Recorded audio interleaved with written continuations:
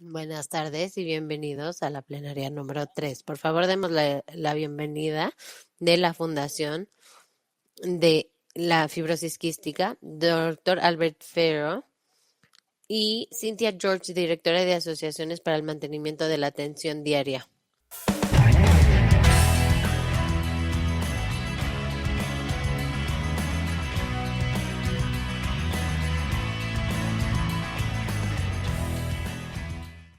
Hola a todos aquellos que se unen a nosotros en línea y a todos aquí en el auditorio.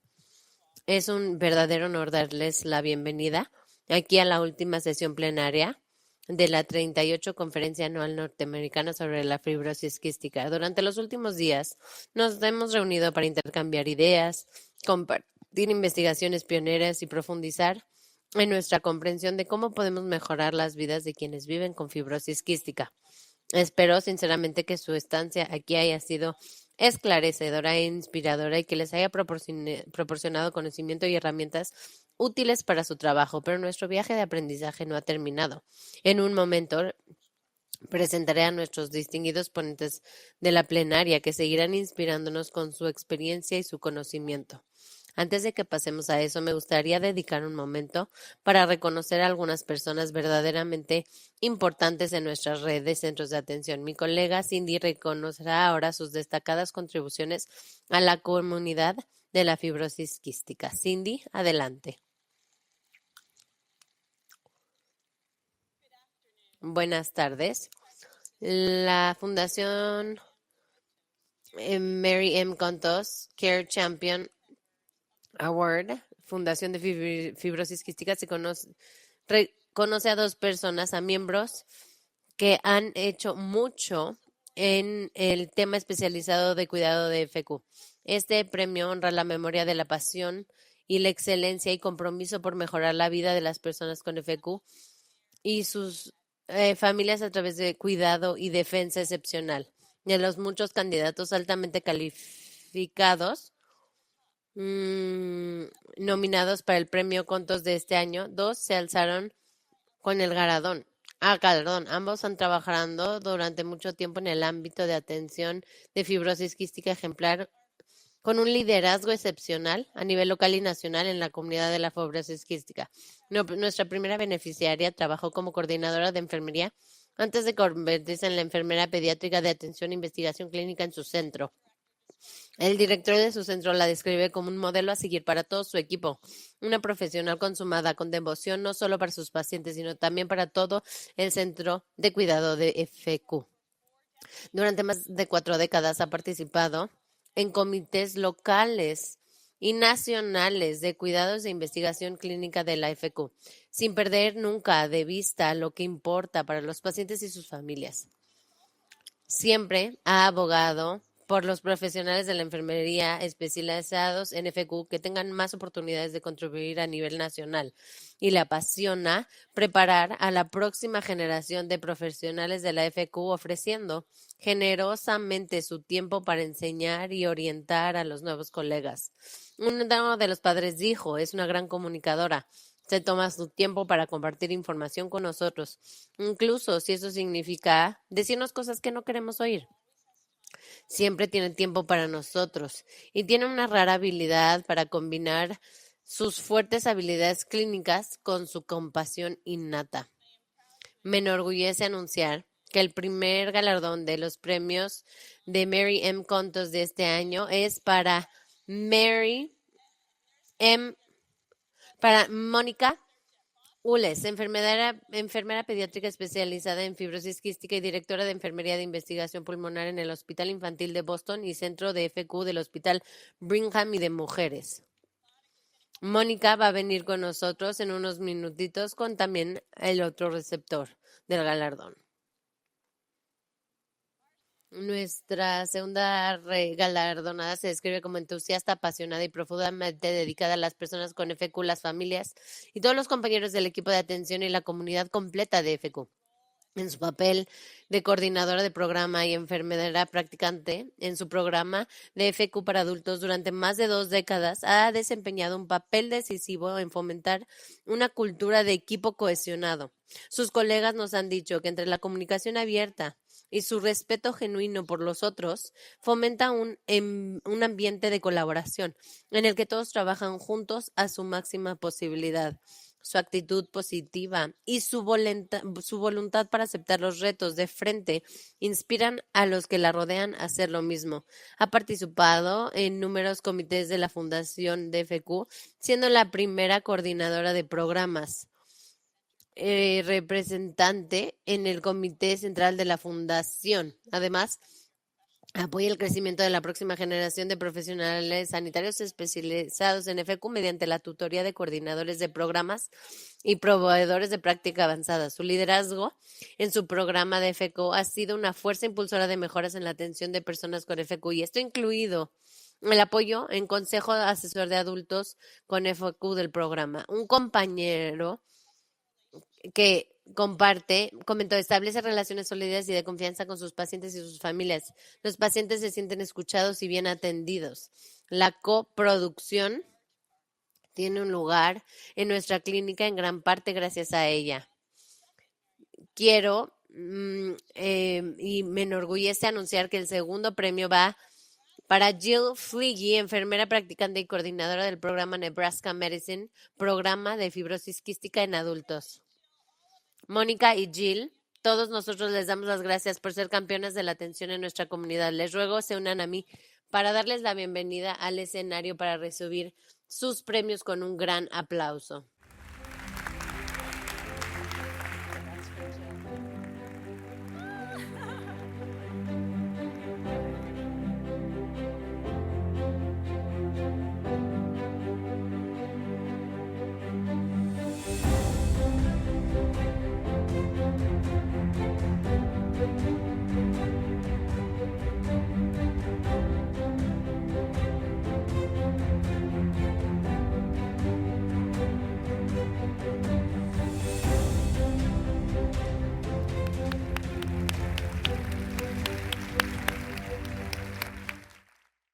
La Fundación de Fibrosis Quística, concedida cada año por el Premio Carolyn y C. Richard Medling al liderazgo en la atención de la salud mental en un miembro de la comunidad de fibrosis quística en reconocimiento a su liderazgo y dedicación para las personas con fibrosis quística. Este premio está comprometido con la salud mental y el bienestar de las personas con FQ. El premio es un homenaje a los Medling y a su inspiradora devoción por las personas con FQ a través de la promoción del bienestar emocional en todas las comunidades de FQ. La galardona de este año fue nominada por su equipo asistencial con el apoyo de otros 6 miembros de la comunidad de FQ. Ha demostrado una dedicación inquebrantable a la mejora de la salud mental de los niños con FQ durante los últimos 14 años.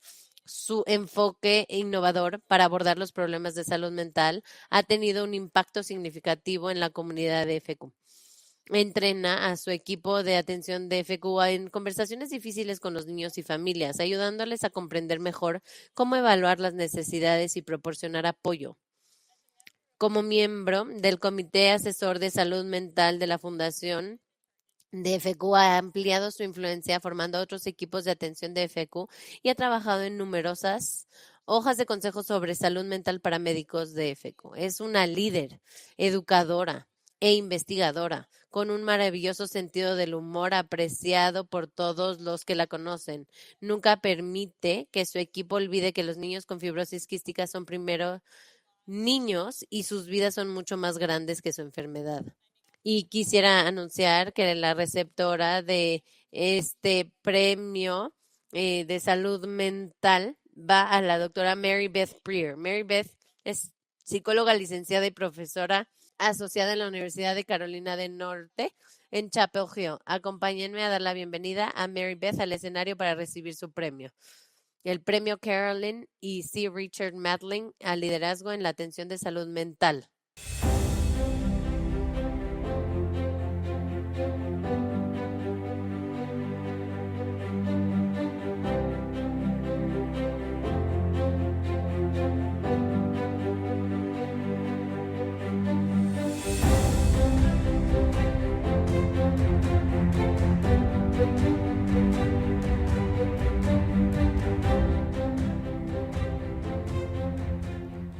Muchas felicidades y gracias a los ganadores de nuestros premios. He tenido el privilegio de leer cada una de las nominaciones y tenemos la gran suerte de contar con un grupo tan increíble de personas dedicadas y personas calificadas en la comunidad de la FQ. A los que han sido nominados, los vemos y enviamos un sincero agradecimiento por la extraordinaria labor que realizan todos los días. Hoy centramos nuestra atención a una área de la atención de la fibrosis quística que, aunque a menudo es menos discutida, es de creciente importancia: la salud reproductiva. La fibrosis quística presenta retos únicos en este ámbito, que afectan tanto a la fertilidad como a la experiencia reproductiva en general. Quisiera subrayar algunas de las iniciativas clave de nuestros ponentes plenarios. Tratarán aún más con detalle. Se trata de iniciativas respaldadas por la Fundación que impulsan el progreso de la salud reproductiva de las personas con fibrosis quística en todas las etapas del ciclo reproductivo. Primero, un grupo dedicado de investigación se forma para entender y comprender la singular interacción de la salud sexual reproductiva y de género en la fibrosis quística. El grupo trabaja para identificar lagunas de conocimiento, determinar las prioridades de investigación y desarrollar la infraestructura necesaria para avanzar la investigación. En segundo lugar, una colaboración de pacientes, médicos e investigadores se centra en el desarrollo de recursos y avance de la atención clínica en el ámbito de la salud reproductiva. Este grupo diverso de expertos y personas con FQ pretende crear un enfoque más integral para tratar los problemas reproductivos de la FQ. En tercer lugar, en marcha hay varios estudios pioneros, entre uno de ellos que para evaluar el impacto de los moduladores en mujeres embarazadas con FQ y sus bebés, y otro para determinar los resultados clínicos de ser padre de personas con fibrosis quística en la era de los moduladores. Estos proyectos son testimonios del compromiso de la Fundación con la investigación innovadora y oportuna con el desarrollo de soluciones centradas en el paciente. Al adentrarnos en los debates del día de hoy, reconozcamos los increíbles esfuerzos que se han realizado a través de este trabajo y cómo todo se entrelaza. Esta labor representa el impulso colectivo hacia un futuro en el que la salud reproductiva y la fibrosis quística no se comprenda solo mejor, sino que también se gestione con mayor eficacia. Tenemos la suerte de contar hoy con la intervención de 3 expertas en este tema: Molly Pham, la doctora Raksha Jain y la doctora Tracy Kazmersky. Molly es licenciada de Ciencia y Tecnología y Sociedad para la Universidad de Stanford. Su curiosidad y pasión como aprendiz permanente y persona con fibrosis quística la llevaron a convertirse en una investigadora de pacientes y defensora de la salud de la mujer en la fibrosis quística. Ha formado parte del Consejo Asesor de Adultos de la Fundación de Fibrosis Quística, el Comité de Revisión de Protocolos de la Red de Desarrollo Terapéutico y la Colaboración para la Salud Reproductiva y Sexual de la Fibrosis Quística, CFR y ASHC. Reshka es neumóloga de adultos y catedrática de medicina interna en la Universidad de Texas Southwestern Dallas. Es licenciada en biología molecular por el Instituto Tecnológico de Massachusetts. Se licenció en medicina en el Centro de Ciencias de Salud de la Universidad de Texas, Houston, y completó su residencia en medicina interna en el Centro Médico de Southwestern de la Universidad de Texas, donde fue jefa de residentes. Es la directora médica del programa de fibrosis quística en adultos y becaria de la familia Deadman en atención clínica. Raksha, presidente de nuestro grupo de trabajo de investigación sobre salud sexual, reproducción y género, Rock Sharing. A título personal, conozco a Raksha desde que era becaria en la Universidad de Washington y en San Luis, y recordar lo decepcionados que estábamos todos cuando decidió irse a Dallas. Tracy es neumóloga pediatra e investigadora de servicios sanitarios en el Hospital Infantil de UPMC de Pittsburgh, donde es profesora asociada de pediatría. Obtuvo su título de médico en la Facultad de Medicina de la Universidad de Pittsburgh, donde también completó su residencia y beca en Pittsburgh. Completó la beca Harvard-Wide Pediatric Health Services Research en el Boston Children's Hospital y una beca en el Institute of Health Improvement. Es vicepresidenta de Sharing. Le prometí a Tracy que estaría en primera fila agitando mi toalla terrible de Pittsburgh y siendo feliz por ella. Entonces hay que hacerlo. Hay que hacerlo por ella. Entonces, vamos a darle la bienvenida a Molly Pham.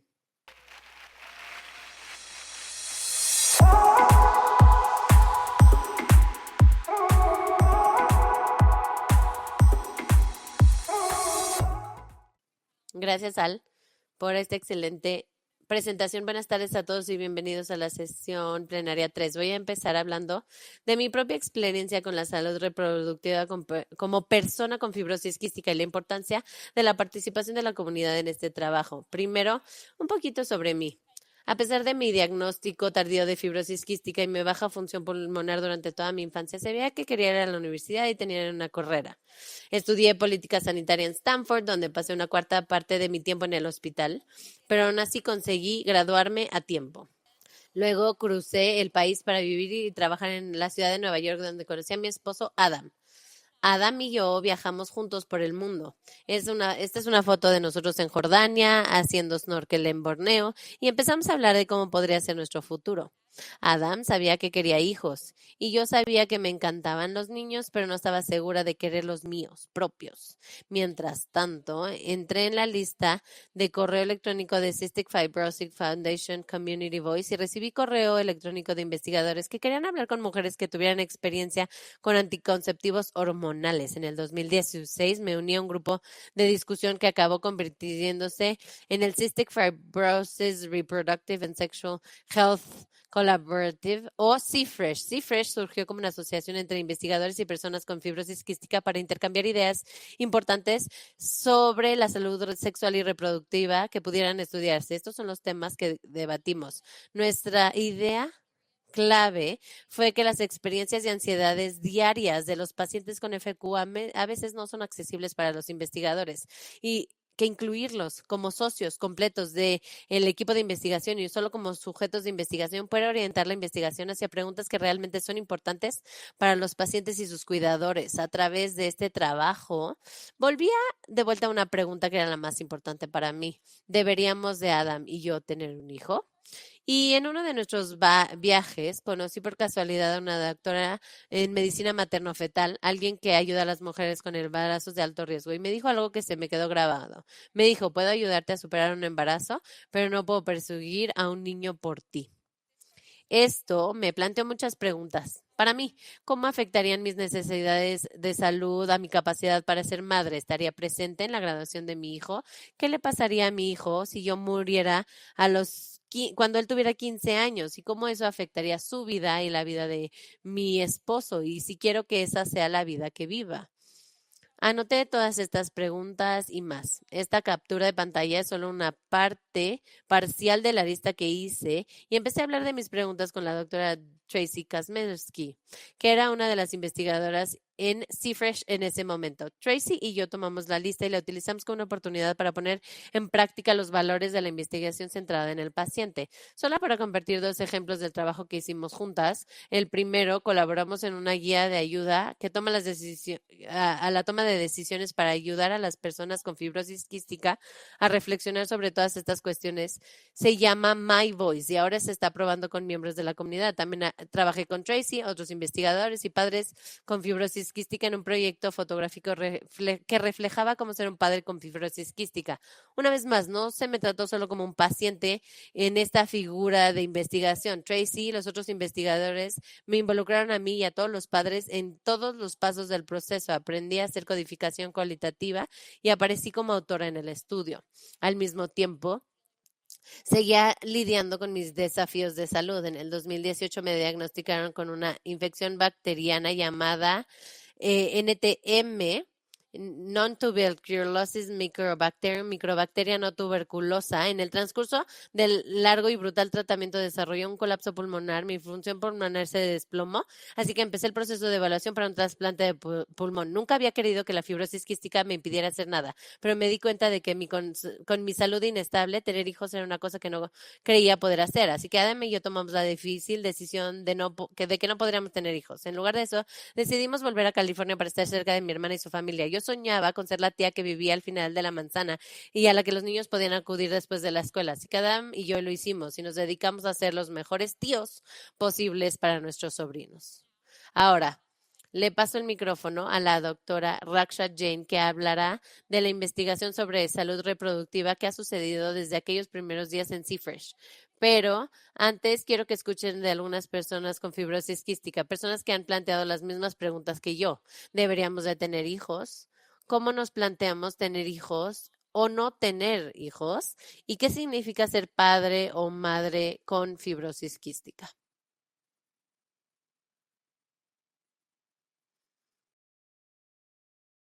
Este video contiene discusiones e imágenes difíciles. Gracias a los avances en la terapia y el cuidado, las personas con fibrosis quística viven más tiempo. Mi nombre es Caleb y estoy casado con mi hermosa esposa Tiffany.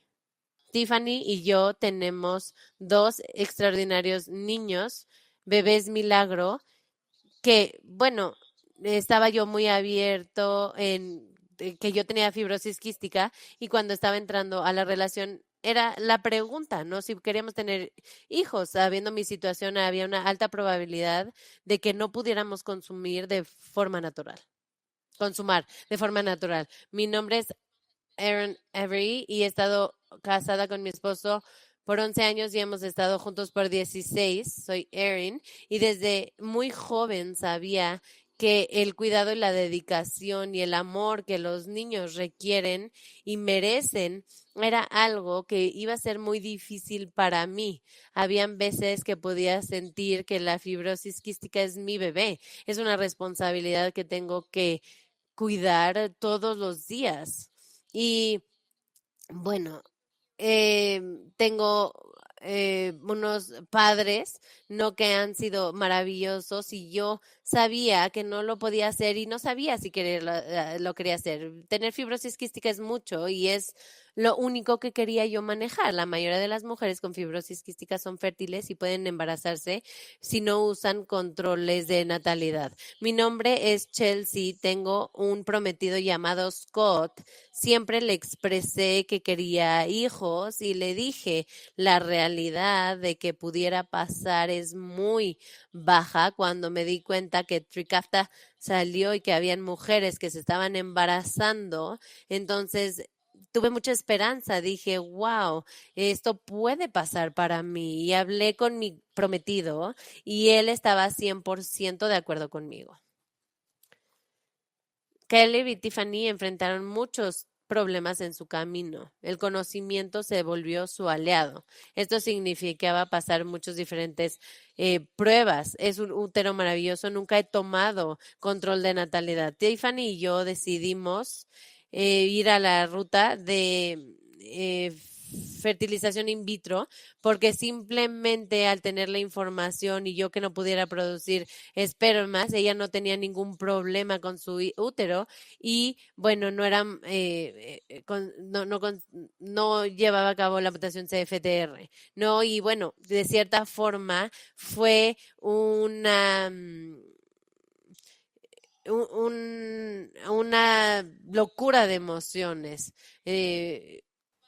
Bueno, mi esposo tuvo vasectomía hace 3 años, fue recuperación rápida, entró y salió en 30 minutos, fue un procedimiento muy sencillo para algo que era importante para nosotros. Tenía citas con el doctor y la endocrinóloga y al final de la cita me dijo, ¿hay posibilidad de que estés embarazada? Y colgué y dije, bueno, pues no he tenido mi periodo y dije, ¿sabes qué? Mejor voy a la tienda y me hago una prueba.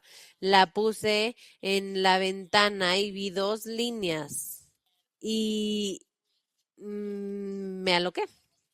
Me aloqué, no estaba en ningún tipo de control prenatal antes de Trikafta y tuve 2 niñas chiquitas, Peyton y Shelby. Amo despertarme todos los días y hacerles pancakes a las niñas. Volverse un papá ha sido una de las cosas más impresionantes en el mundo. Yo soy una de las personas más agradecidas y bendecidas y es gracias a mi equipo de fibrosis quística. Las decisiones reproductivas que he tomado en mi vida han hecho que mi vida sea completamente llena y de cierta forma hay días que se me olvida que tengo fibrosis quística y nunca pensé que eso pudiera pasar. Por favor, denle la bienvenida a la doctora Raksha Jain.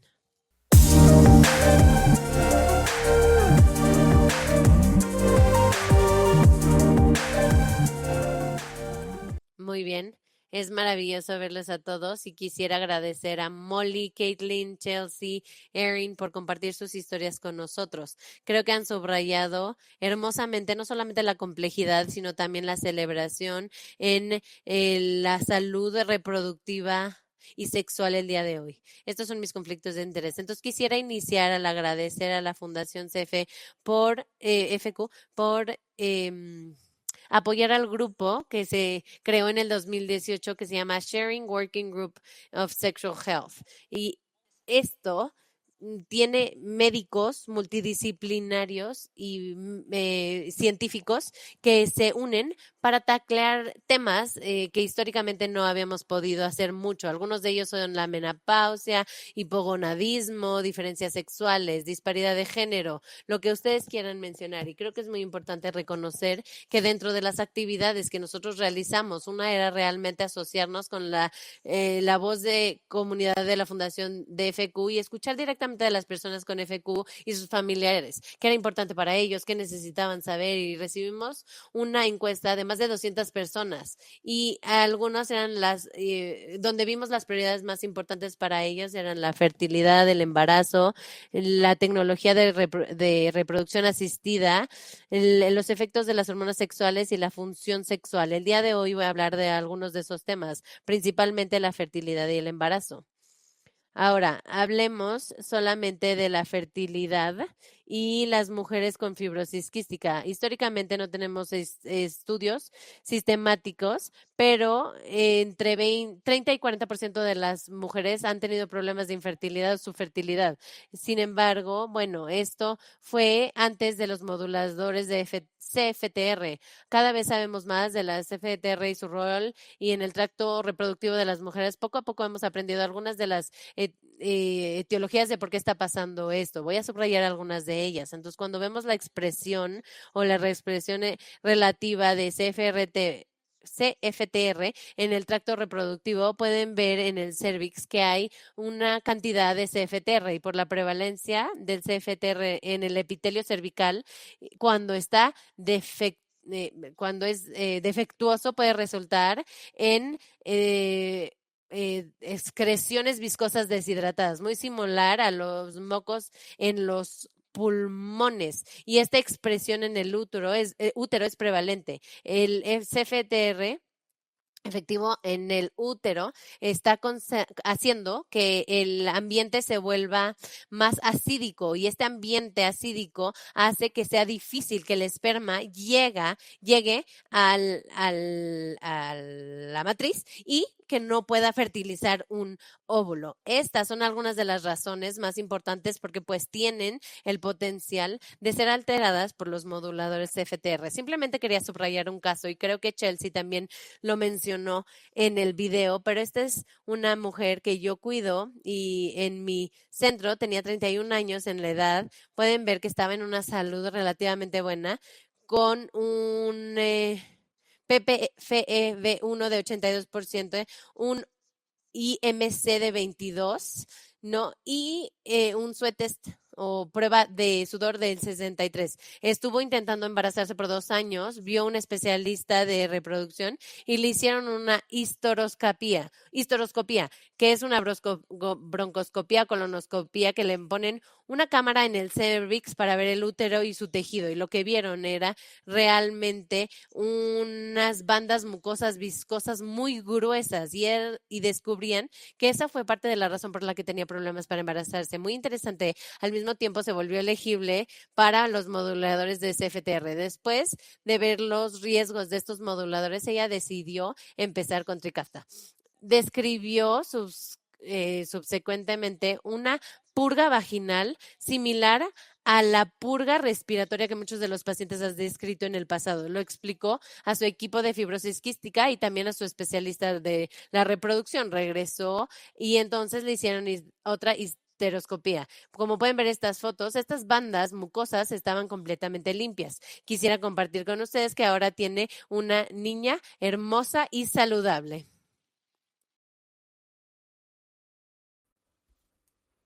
También quiero compartir con ustedes que en nuestra clínica también tienen sistemas de purga vaginal, en el sistema si ustedes están interesados.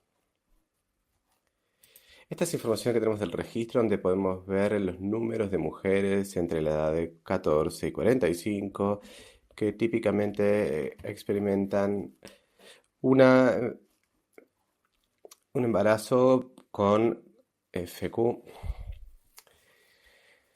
Podemos ver que las CTI surgen aquí en los Estados Unidos cerca del año 2019 y a partir de ese momento hemos visto casi una duplicación de estos embarazos, que está entre 600 y 700 consistentemente. Han habido, sin embargo, algunos problemas en este aspecto que nos llevó a ciertas preguntas sobre cuáles son las implicaciones del planeamiento contra el no planeamiento de un embarazo. Entonces, algunos de ustedes puede que recuerden que hay 11 centros de FQ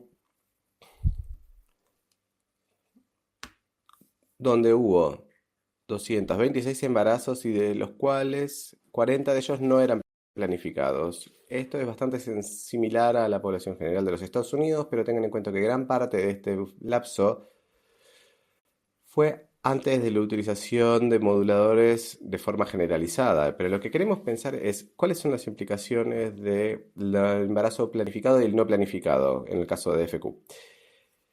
Entonces dividimos esto en dos grupos. En gris los que tenían no planificado y en negro los que sí eran planificados. Después tenemos a la izquierda aquellos con pre, contra, post función pulmonar y vemos que no hubo una diferencia en el cambio de la funcionalidad pulmonar en el caso de los planificados y no planificados, pero si vemos con las exacerbaciones en la parte derecha ahí podemos ver que la historia es muy distinta.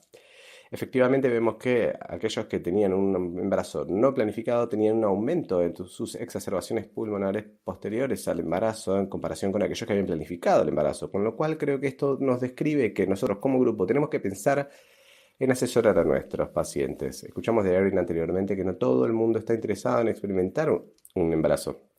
Entonces, ¿qué tenemos que hacer? Puede que esto parezca una diapositiva un poco llena de información sobre métodos anticonceptivos desde el sitio de CDC. No espero que todos sean expertos en esto, yo no me considero tampoco una experta, pero quiero decir un par de cuestiones. Por un lado, que hay una variedad de opciones. Dentro de estas opciones, algunas son irreversibles y algunas son reversibles. Algunas son más efectivas y otras menos. Sí, nos garantiza tener la información de que los pacientes puedan verlo junto a los expertos, pero no trata de discutir esto directo en las clínicas. Pero esto no sucede porque dentro de todas estas opciones que se utilizan aquí en los Estados Unidos y con la gente con FQ, uno de los más utilizados es los anticonceptivos orales. Y en el contexto de FQ hay ciertas consideraciones que tenemos que tener en cuenta. En primer lugar, sabemos que hay casos de posibilidad de trombosis o coágulos sanguíneos en FQ.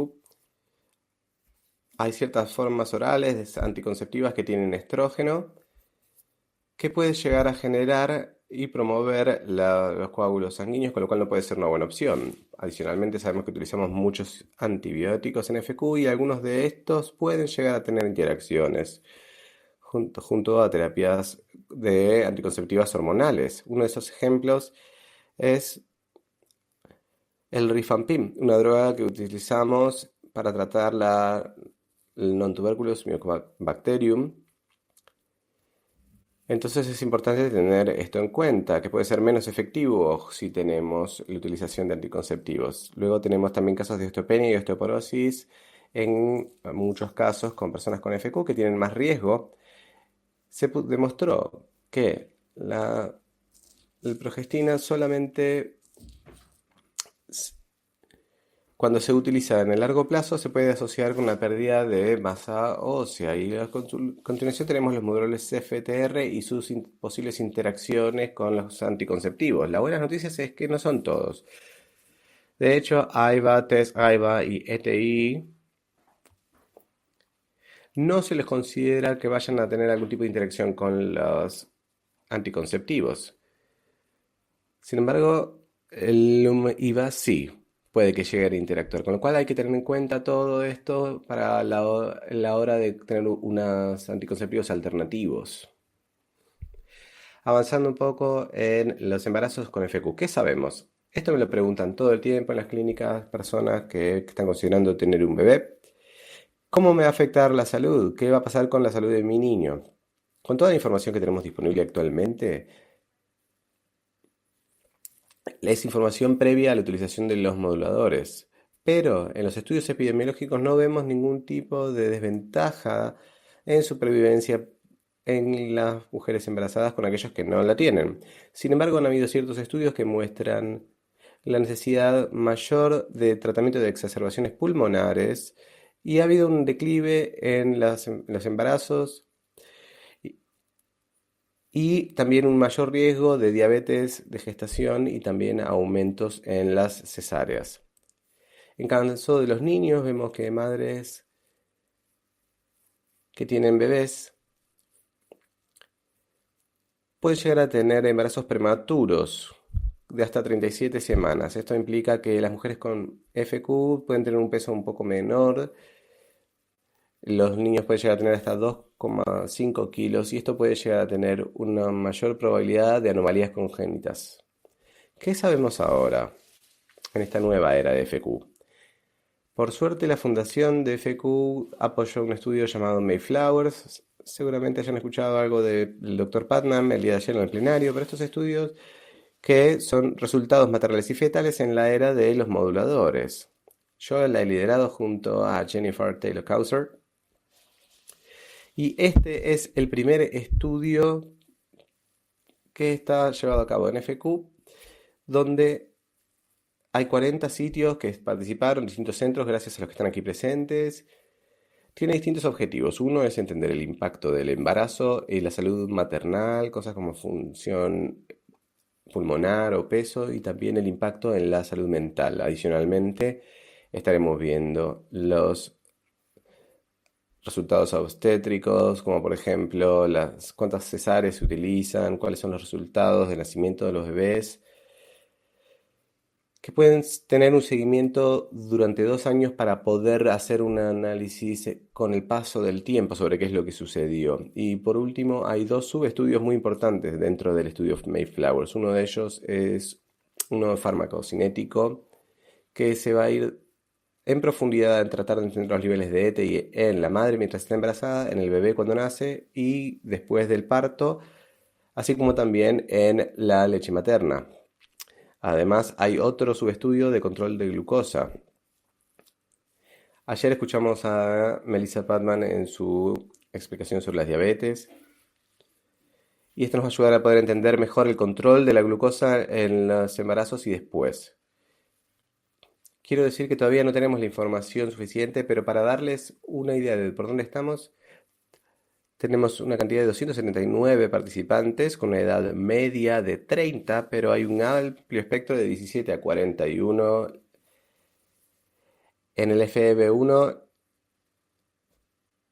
tenemos también una población de 83. Esto nos va a ayudar a entender las implicancias en este particular aspecto. En tercer lugar tenemos los diabetes y también los de asistencia de fertilidad.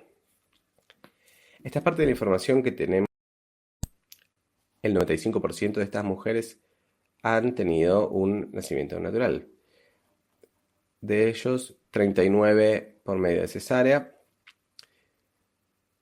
poco menor de lo que vemos en la población natural. Y en cuanto a las medidas de pesos, 3,2 kilogramos y una edad de gestación de 38 semanas.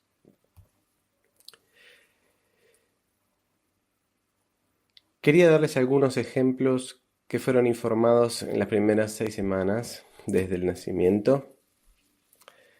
Aquellos que vieron que el 40% extendieron su hospitalización, de los cuales el 22% tuvieron un nacimiento prematuro y el 18% en un desorden respiratorio. Esperemos que tengamos mucha más información para compartir en nuestras próximas sesiones del año próximo. También quiero hablar de otros estudios que se están haciendo relacionados con la maternidad. Este se lanzó en el Reino Unido. Va a ser fabuloso. Se llama Salud de niños reproductiva, de infantes y maternal en FQ por parte de Imogen Felton y el profesor Jane Davis. No solo van a reunir información sobre resultados en el estudio Mayflower, pero sino que también van a tomar otra información importante y valiosa que no estamos recogiendo, como por ejemplo información nasofaringea de la madre. Así que creo que van a descubrir que vamos a tener una gran cantidad de información para compartir con ustedes en los próximos años. Si bien no tenemos todavía información de Mayflowers o del estudio Matriarch en farmacocinética, muchas personas han preguntado, ¿mi bebé va a estar expuesto a ETI si sigo tomándolo mientras estoy embarazada? ¿Cuáles son las implicancias de esto en mis niños? Todavía no tenemos respuestas al respecto, pero quiero mostrarles alguna serie de casos que fue publicada por Beth Collins, Alan Trimble y Charles Esters y algunos colegas. Aquí tenemos casos donde distintas concentraciones de las medicaciones, Ivacaftor en azul, Tezacaftor en rojo y el Hexacaftor en verde, se reunieron pruebas de sangre del momento de nacimiento de la madre en círculo, de la sangre del cordón umbilical encuadrado y del niño en los diamantes, en los rombos. Se puede ver aquí que en la sangre del cordón hay una expresión alta de los tres componentes de ETI en los niveles similares a también en los que tenemos en la sangre maternal, así ves también en la sangre del niño. Los tres componentes estaban presentes también, pero es un poco menos significativo en la leche maternal. Esto implica que en esta serie de casos sí, los niños están siendo expuestos a ETI efectivamente en el útero, también mientras están recibiendo la leche maternal. ¿Qué significa esto? ¿Qué tenemos que hacer y decirle a nuestros pacientes? Bueno, tenemos mucho todavía por aprender en este aspecto, pero quiero elaborar algunos puntos. Esta es la información que tenemos disponible en el sitio web también de NASFC. Uno de estos tiene que ver con el parto. Sabemos que el ETI se metaboliza en el hígado y hay ciertos signos de estrés en el hígado de algunos de estos niños, siempre leve, con unas transaminasas un poco elevadas o bilirrubina, y generalmente fue temporal, pero como resultado existen ciertas recomendaciones para considerar hablar con estas madres sobre tener una prueba para los niños en el funcionamiento de sus hígados, incluso cada 3 meses si la madre sigue amamantando a este bebé. A su vez también es importante hacer evaluaciones en los ojos. Ha habido ciertos casos en algunos estudios de ratas jóvenes que estuvieron expuestas a Ivacaftor que en algunos de ellos se desarrollaron cataratas, con lo cual recomendamos con estos medicamentos que hay que hablar con esas madres y considerar que los niños tengan exámenes en sus ojos a los 3 meses de nacer y que se repitan estos estudios anualmente si hay exposición continua al ETI al ser alimentados con la leche materna. Otro desafío en la comunidad es cuál puede ser el impacto de la exposición del ETI en el útero en uno de los bebés. Y aquí tenemos un estudio que es muy importante, desarrollado por Chris Fortner y sus colegas, donde se hizo un seguimiento de mujeres con FQ, que concibieron con un hombre que acarreaba F508del. Empezó con el ETI 6 semanas después del embarazo, después de quedar embarazada, y por suerte la bebé nació a las 39 semanas, peso normal, y no había ningún problema pulmonar. Se detectó que en el IRT, por ejemplo, que es un marcador pancreático de la funcionalidad, también se hizo una evaluación de la función pancreática y se detectaron que los índices eran normales, el funcionamiento del hígado también era normal, aunque había una pequeña elevación en la bilirrubina indirecta. Sin embargo, cuando se ven los niveles de sudor, así como los de CFTR, teníamos un resultado de 60 y 67. En el sudor se detectó que podía haber FQ con la presencia de delta F508, con lo cual hay que asegurarse de que trabajemos todos en forma conjunta para hacer estos estudios y asegurarnos de que estos bebés reciban los estudios que correspondan. En distintos escenarios se han detectado más circunstancias complejas de bebés que han sido expuestos a ETI en el útero con una resolución de Meconium ileus en el útero. Esto es algo muy complejo.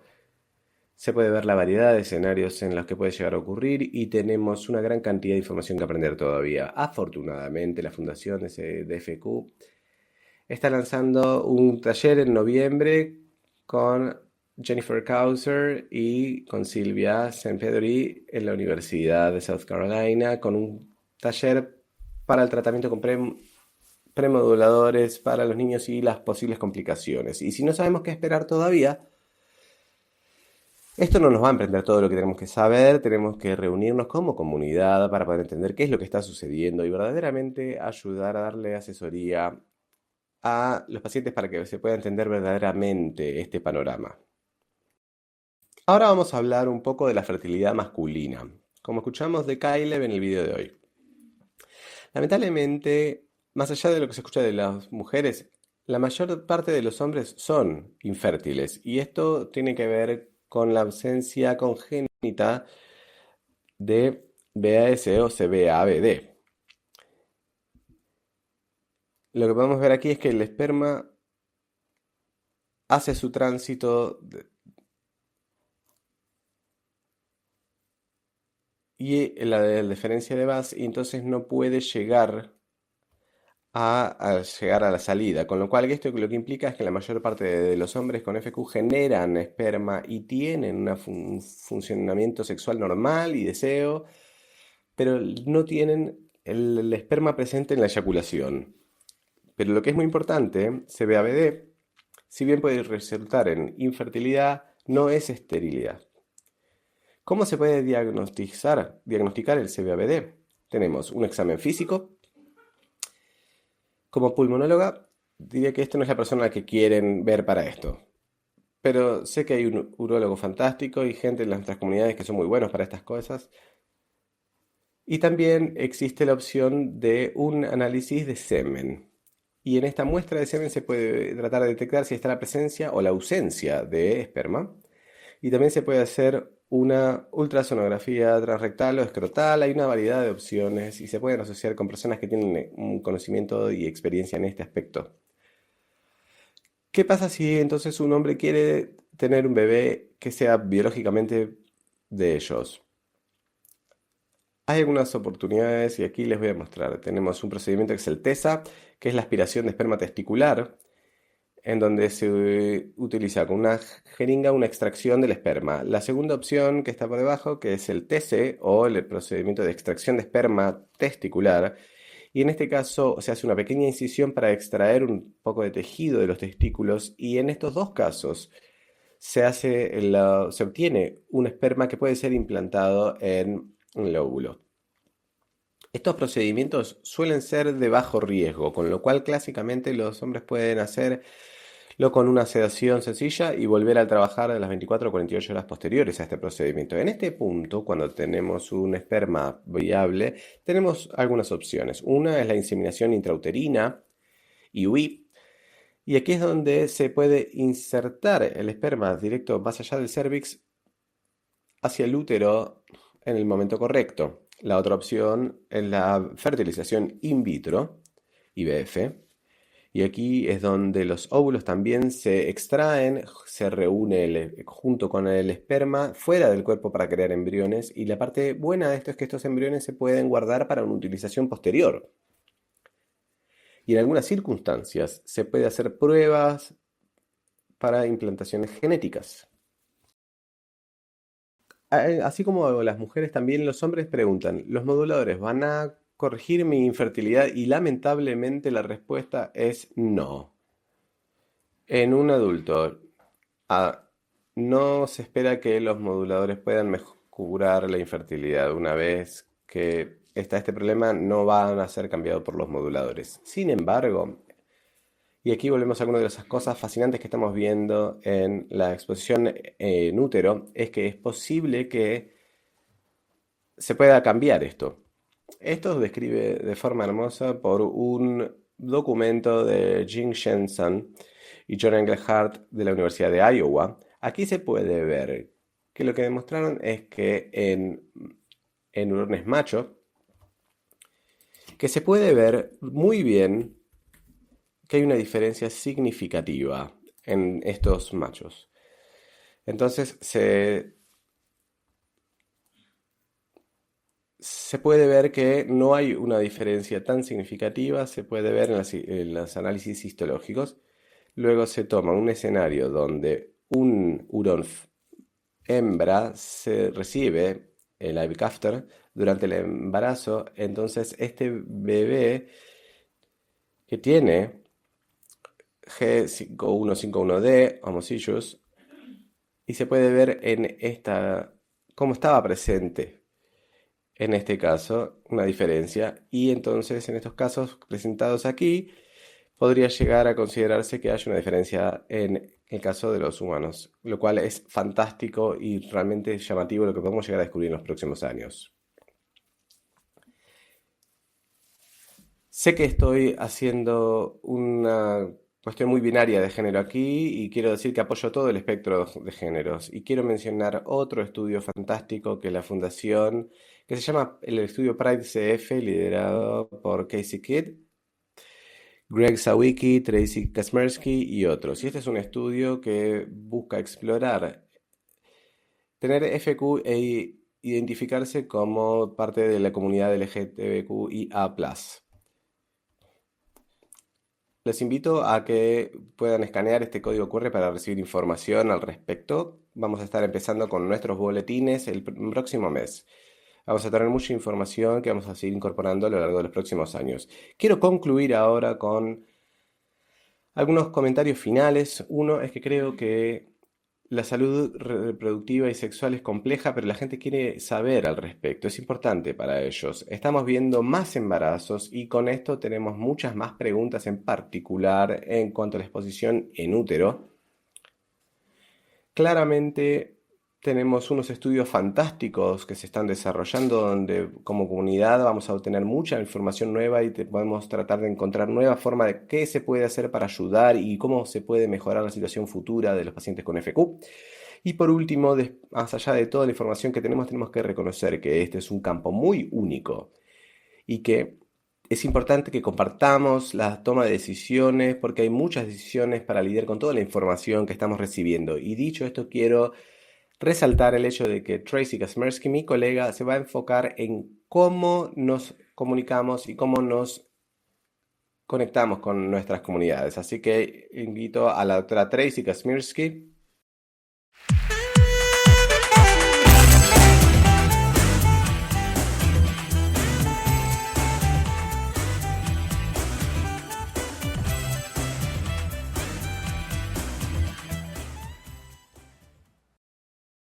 Muchas gracias, Raksha, y a los organizadores por la oportunidad de presentar el día de hoy. Me entusiasma mucho estar aquí presente.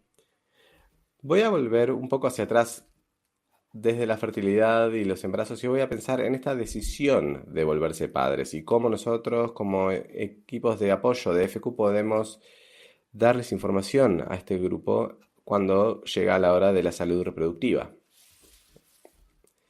En la foto tenemos un niño, un hijo de pacientes con FQ. Aquí tenemos una fotografía que venía con esta cita. La decisión de volverse padres y de ser padres se llena con decisiones muy difíciles. Uno tiene que hacer decisiones a largo plazo, solo pudiendo ver una pequeña parte del camino que tenemos delante nuestro. Y efectivamente, muchas personas con FQ se enfrentan a estas decisiones. Casi 4 de cada 5 niños con FQ dicen que quieren tener niños en el futuro. Es muy importante recordar que el embarazo no es la única forma de formar una familia. Las personas con FQ pueden adoptar, pueden ser padres adoptivos o pueden también ser padres con subrogación. En este caso, la FQ es muy importante a la hora de tomar esta decisión y hay que tener ciertas consideraciones que son muy importantes. No sabemos cuáles pueden ser las repercusiones de tener un niño cuando se tiene fibrosis quística. Esta es la verdad. Los niños efectivamente pueden estar muy cerca de los gérmenes y esto puede llegar a ser algo muy difícil. También todo el estrés que uno se pone a sí mismo, a su cuerpo y a sus niños cuando estamos en esta situación puede ser realmente muy grande. Entonces, ¿cuál es la relación entre el ser padre y la FQ? En la información que recogimos en el Reino Unido, con 296 padres con FQ que se decidieron tener hijos, comparamos su salud el año anterior a volverse padres y lo comparamos con el primer año posterior a tener el hijo. Durante este periodo demostramos que experimentaron una caída del FEV1 y del índice de masa corporal y un aumento en las exacerbaciones pulmonares. Pero también descubrimos que si utilizaban modulador de CFTR, mitigaba estas influencias en el funcionamiento del pulmonar. Este es un estudio en retrospectiva y tiene ciertas limitaciones. No se hizo en la era de los FTRs moduladores de forma generalizada y no incluía otros caminos de tener hijos y también muestra solo los resultados a corto plazo. Entonces, ahora, para investigarlo mejor, estamos desarrollando otro nuevo estudio con el objetivo de determinar el impacto en la salud de ser padres en gente con FQ en la era del CFTR. Cuando pensamos en la salud y en ser padres, existen una serie de cuestiones que tenemos que tener en cuenta. En primer lugar, cosas sobre uno mismo, su edad, su sexo, su estatus socioeconómico, la elección del camino para poder ser padres y el número, edad y la distancia entre los niños. Hognes y sus colegas lo pensaron esto desde otra perspectiva. Primero lo analizaron desde una perspectiva sociológica. ¿Cuál es la influencia de sus redes de apoyo? ¿Puede haber un impacto en la salud mental o física? ¿Y cómo se alinea ser padre con las expectativas sociales? En segundo lugar, sabemos que a nivel celular, la evolución de los padres tiene siempre un impacto en el envejecimiento. Y por último, biomédicamente, hay cambios hormonales asociados con el embarazo, con el parto y con la lactancia. Los niños pueden ser una fuente de estrés y también de infecciones, pero también pueden ser una fuente de felicidad y que nos llevan a un comportamiento a más feliz. Por ejemplo, ayer estaba corriendo porque estaba muy ansiosa de que tenía que estar hoy aquí, pero también quiero preservar mi salud cardiológica de mis dos niños. Todas estas cuestiones se entrecruzan y llevan a cabo a lo que es la salud del padre. Pero lo que no entendemos y necesitamos comprender es qué pasa cuando uno se le junta una enfermedad como la fibrosis quística con toda esta escena. Entonces, el objetivo principal de este estudio es se reclutaron 247 padres con FQ de entre 2012 y 2022 y también tenemos 317 personas con FQ que no son padres. La idea es analizar la información del registro de pacientes y juntarlo con la información de cómo, cuándo y por qué van a ser padres. Queremos ver cuáles son los resultados en el funcionamiento del pulmón a largo plazo y también queremos examinar estos resultados esenciales de FQ que también recogemos frecuentemente. Hay diferencias entre los padres y los no padres, entre los madres y los padres que atraviesan el parto y aquellos que no. ¿Y cuál es el impacto de los moduladores de CFTR en todo esto? Pero esto es realmente algo muy limitado en cuanto al registro. Se enfoca en la salud física y sabemos que esta imagen es mucho más compleja que esto. Ser un padre tiene la influencia también de la responsabilidad de tener este rol, el estrés que se siente, el apoyo social que se tiene y los recursos financieros que están disponibles y la cantidad de sueño que se puede conseguir, la salud física. Sabemos que está asociado directamente con la salud también mental y la calidad de vida y la adherencia a los procesos. ¿Y cuál es el impacto de utilizar los moduladores de CFTR? Ahora estamos en un proceso de un nuevo reclutamiento donde estamos reclutando padres con FQ con niños de menos de 5 años y tenemos la expectativa de obtener información más allá de qué es lo que está en el registro o en los registros médicos. Así que si ustedes o alguien que conocen está dentro de este ámbito, los invitamos a que hagan una foto de este código QR y serán redirigidos a nuestro estudio. Esperamos poder reclutar más de 150 padres y poder hacer un seguimiento de todos estos durante 5 años a medida que van envejeciendo y sus hijos crecen y entran a la escuela. Entonces, ¿cómo vamos a nosotros a abordar la salud reproductiva para las personas con fibrosis quística? Y mi mamá, que está en la primera fila, siempre me ha dado este consejo. Nunca sabes hasta qué preguntas. Entonces, para poder responder a la pregunta es lo que hicimos cuando llevamos a cabo 3 encuestas entre hombres y mujeres con fibrosis quística en los Estados Unidos y les preguntamos sobre diferentes cosas, cuáles eran sus necesidades y lo que querían específicamente. Lo que vimos y lo primero que vimos, bueno, hemos hablado del embarazo y es muy importante. Las personas con fibrosis quística tienen sexo en las mismas tasas, con el mismo número de parejas y en la misma edad de debut sexual como sus pares en los Estados Unidos. Y también lo que vimos nosotros es que no están recibiendo cuidado reproductivo de la misma forma. Por ejemplo, entre los 438 mujeres que encuestamos de edades entre 25 y 49, encontramos que era menos probables que hayan hecho pruebas de enfermedades sexuales, que hayan tenido un examen pélvico o papanicolao o que hayan utilizado algún conceptivo, no comparado con el 74% de la población de Estados Unidos. Y más preocupante, de los 532 hombres con fibrosis quística con 15 años y mayores que encuestamos, encontramos que solamente un tercio habían sido testeados o por STIs o enfermedades transmisibles sexuales. Entonces, bueno, entre los participantes, las ITS, los participantes que tenían una pareja sexual, en los últimos años 76% nunca habían utilizado un condón.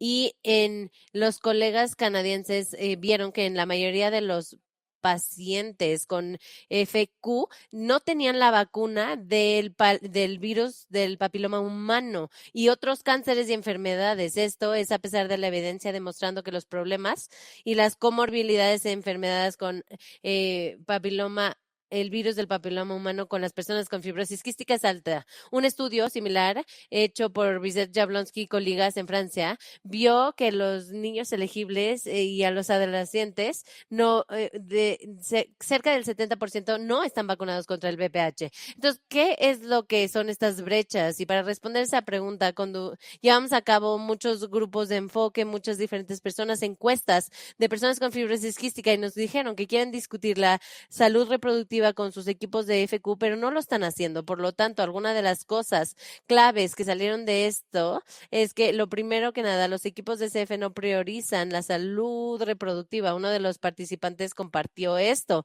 y no es que no piensen de las vaginas, simplemente es que no pienso en los pulmones. Y otro de los participantes compartieron qué tan poco atractiva era la fibrosis quística. Y bueno, de cierta forma no quería ir con otro doctor porque todo está relacionado a la fibrosis quística. Y un participante masculino compartió cómo se sentía cuando estaba hablando de la salud reproductiva. Es parte de la vida de todos y hay un tabú de hablar al respecto de ello. Es solamente tan importante como otras partes de la salud, que las personas hablan mucho más sencillo. al respecto. Entonces, bueno, en este tema de comunicación, de los 500 hombres que encuestamos, un tercio reportaron que nunca se les había dicho por absolutamente nadie que eran infértiles por su fibrosis quística. Y esto es muy importante, cada vez mayor. Un participante investigado compartió esto. Estamos en un muy buen lugar en el cuidado de fibrosis quística que podemos considerar salud reproductiva. Anteriormente ni siquiera podíamos pensar sobre estas cosas. Te morías o estabas en el hospital. Y para muchas personas que eran elegibles o tenían acceso y se estaban beneficiando de los moduladores de CFTR, hay un cambio que está ocurriendo, donde las influencias en los pulmones y el sistema gastrointestinal de fibrosis quística se está reduciendo y el impacto en otros aspectos de la salud, incluyendo la salud reproductiva, puede estar creciendo.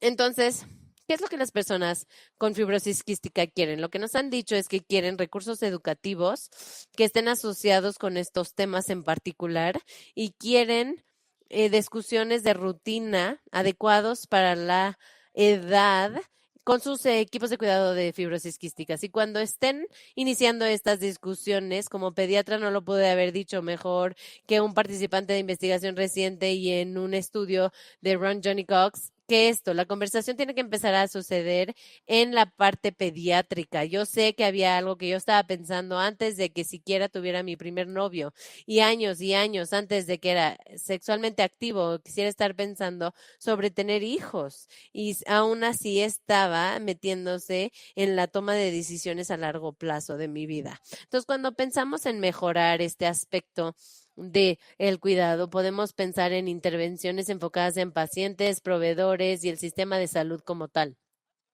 Vamos a ver algunos ejemplos en cada uno de estos y vamos a empezar con algunas intervenciones enfrentadas a los pacientes y la educación para los adolescentes y jóvenes adultos. Mi mentor Greg Sawicki y yo en Boston Children's Hospital creamos 13 guías de salud reproductiva de fibrosis quística que están direccionadas para las personas con fibrosis quística, sus familiares y sus equipos de cuidado. Similarmente, el grupo de Molly que mencionó Molly ha creado guías de salud reproductiva para adultos que resumen evidencia e importantemente dan preguntas que pueden considerar para los equipos de cuidado de fibrosis quística.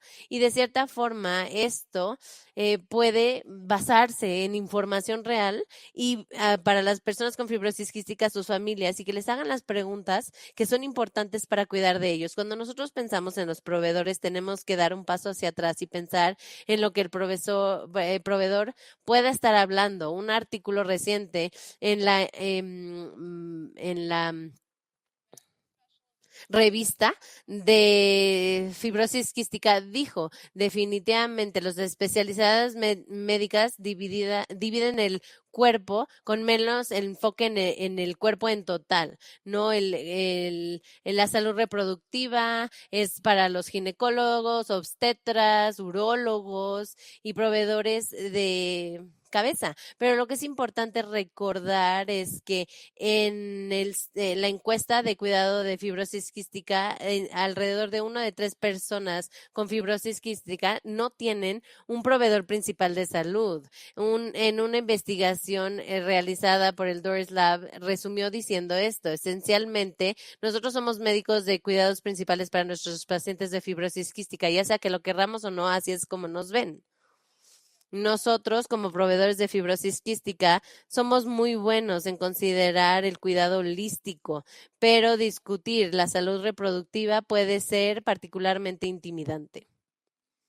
Ahora, las encuestas de proveedores nacionales han mostrado que la mayoría de los proveedores de salud multidisciplinaria de fibrosis quística piensan que la salud reproductiva es importante y que debería de estar estandarizado en el modelo de fibrosis quística, pero que también mostraron que hay un desbalance de qué tanto las personas piensan que estos temas son importantes de abordar y qué tan seguido rutinariamente lo hacen en la práctica.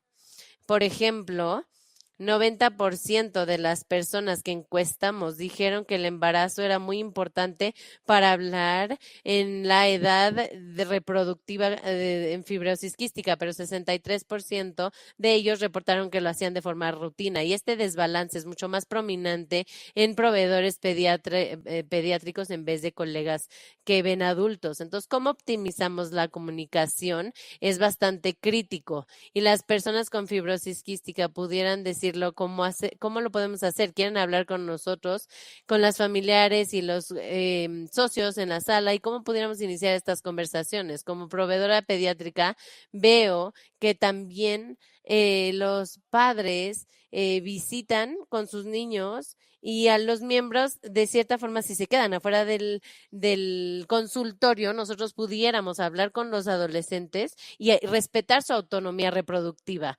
No, entonces quiero subrayar que las personas en general, las personas con fibrosis quística muchas veces no son honestos sobre sus objetivos o planes reproductivos por muchas diferentes razones. Uno de nuestros participantes compartió esto.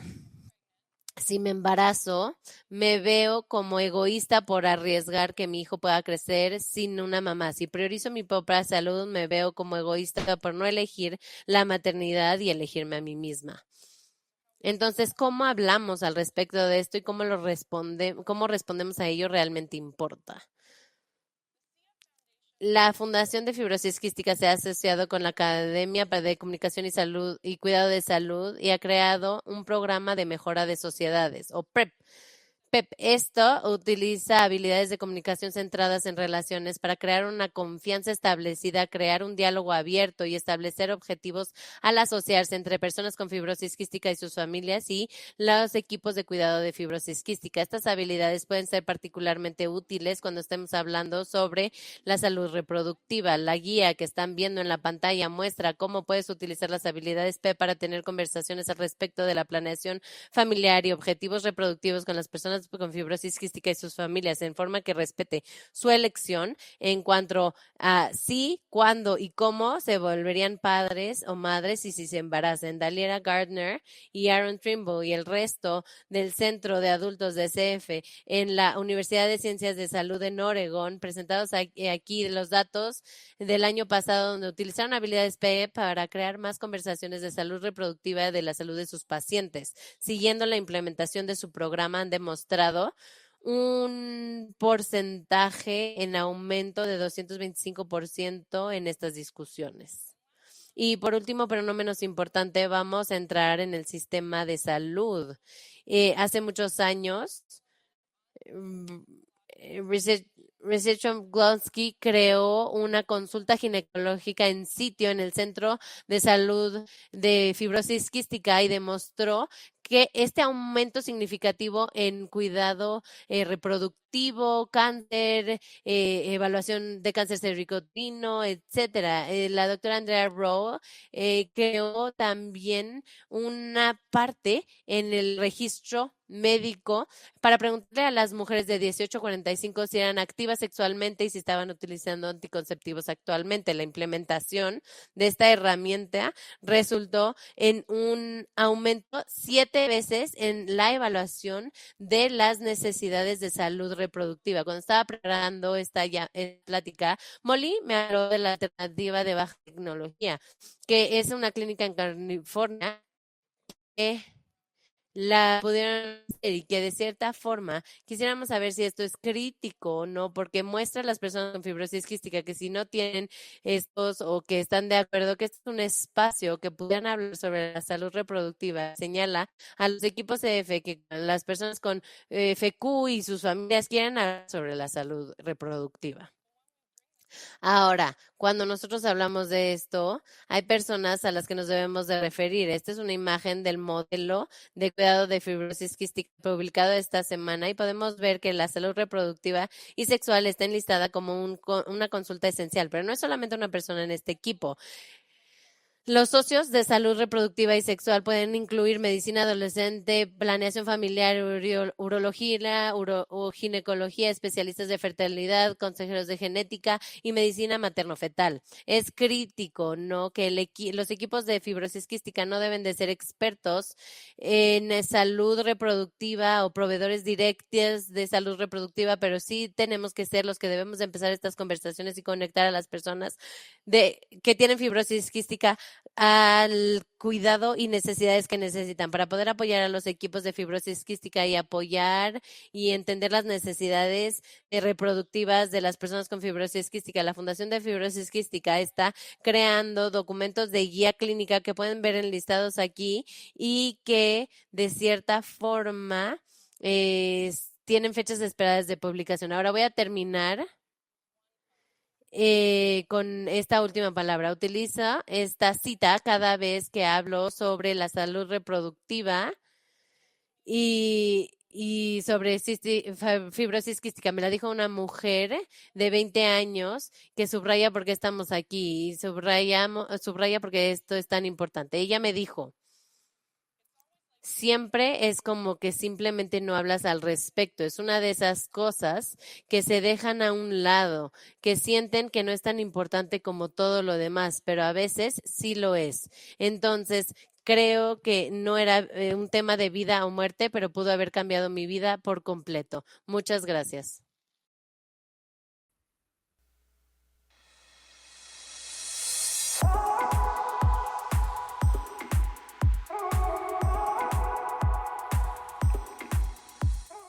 Muchas gracias, Trace y Raksha. Es muy importante para nosotros esto. Volviendo al grupo de enfoque al que me uní en 2016, han habido grandes mejoras para el futuro. Esto en las sociedades cercanas, con las personas con FQ, los investigadores y los clínicos que tienen que motivaron este trabajo, que forman las decisiones en nuestra vida.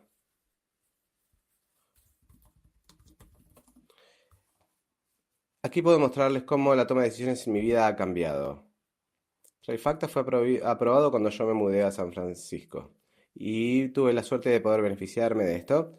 La función de mi pulmón pasó de 28 a 54, que es lo más alto que he tenido en toda mi vida. Empecé a hacer nuevo senderismo y empecé a esquiar de vuelta. En 2021 tuve una hemoptisis masiva enorme y tuve que entrar en terapias intensivas. Hice una total recuperación, pero fue una experiencia cercana a la muerte como nunca antes. Después de evaluar todo lo que atravesamos, la resiliencia en mi cuerpo y el apoyo de mis equipos de cuidado y todo lo que estuvimos trabajando dentro de nuestras vidas, Adam y yo decidimos que queríamos ser padres. Finalmente lo que hice fue hablar con mi equipo de cuidado en San Francisco de la posibilidad de embarazo y me refirieron a un médico que, analizando mi historial médico, se decidió cuál fue la ruta que teníamos para poder ser padres y decidimos finalmente la opción de surrogamiento. Luego de un gran camino, le demos la bienvenida a nuestra pequeña bebita en febrero.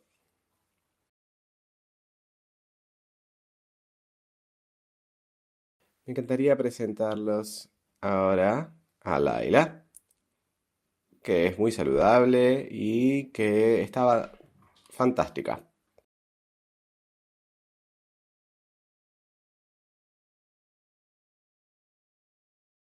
Démosle por favor la bienvenida ahora a Mike Boyle al escenario para cerrar nuestra sesión.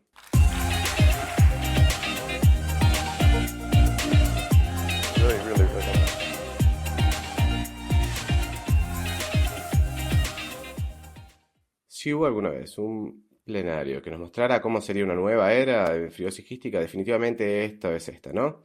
Recuerden esto. Quiero agradecerle a todos los oradores y a todos los que están aquí presentes por hacer esta sesión tan fantástica. Nuestra expectativa es que se vayan a casa con nuevos conocimientos, nuevas conexiones y más inspiración de la que nunca antes tuvieron. Con las personas con fibrosis quística y de sus familiares, les esperamos ver el año próximo en Seattle. Y hasta ese entonces quiero darles un regalo, que son los momentos destacados de nuestra sesión de 2024 que hicieron que sea tan memorable todo esto.